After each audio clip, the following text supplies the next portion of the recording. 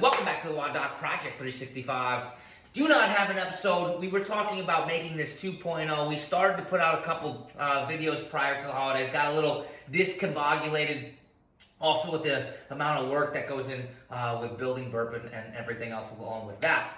Got a little bit behind the 8 ball, but I promise I'm going to work as hard as I can to put out some sensible content for you guys on a regular basis, minimum of weekly. Probably won't happen every day, but the cool thing is for you guys, they will be all on IGTV, so stay tuned right here in this picturesque thing, and you'll be able to watch the full video. Today what I want to do is talk about the difference between a stable torso, right, and a braced torso. We spend so much time talking about bracing our torso when we're lifting weights, when we're adding an axial load.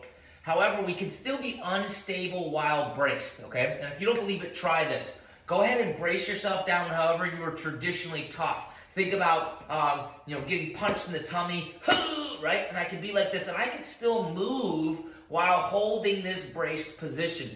That has advantages and disadvantages. However, what I want to note is the difference between a braced torso, right, and a stable torso. A stable torso does not move, right? What that means is once I lock it down, I don't want any movement in any direction, in any plane of motion. So I don't want any flexion or extension, okay? I don't want any lateral flexion, right? Although I'm braced, right here I'm braced, I'm tight, right? And I don't want any rotation. Now, when I see people constantly go into a hinging pattern, I wore a red shirt on purpose here so you guys have that contrast, that background, right? I see so much, let me make this flat for you. I see so much of this movement, right? You see how that just changed, right? That line just changed right there. Or so much of this movement, right? In both cases, you can brace and you can use that thought of bracing, right? All the way down. We'll go into bracing in a different video. But what I want to be able to see is can the legs, the lower torso, the legs, the lower half of the body, and the torso move independently of each other. So indeed, if I am loading my torso, can I move in this position? Do you see how that doesn't change? You see how that line is exactly the same?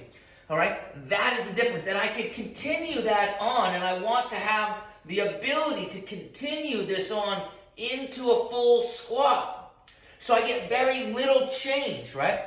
Obviously, that's the same in this direction too. If you are watching this white line, can I start to squat? And is there any change in this line with that contrast that you see right there? In both cases, that should be no.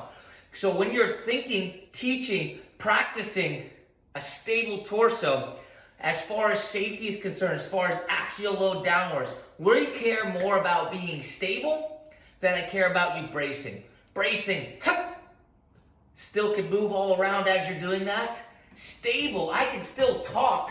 I can still talk and stay stable the entire time. I just did it during that during that exercise. So difference between stable and braced. You should know the difference. You should be able to do both. Guys, questions, comments, write them down below. Write them for this video. We're going to get this sucker fired up. We're going to get some good information out to you on a regular basis. Thank you for being great, awesome, loyal followers of Doc. See you guys next time, hopefully within the next 5 to 7 days. See you next time.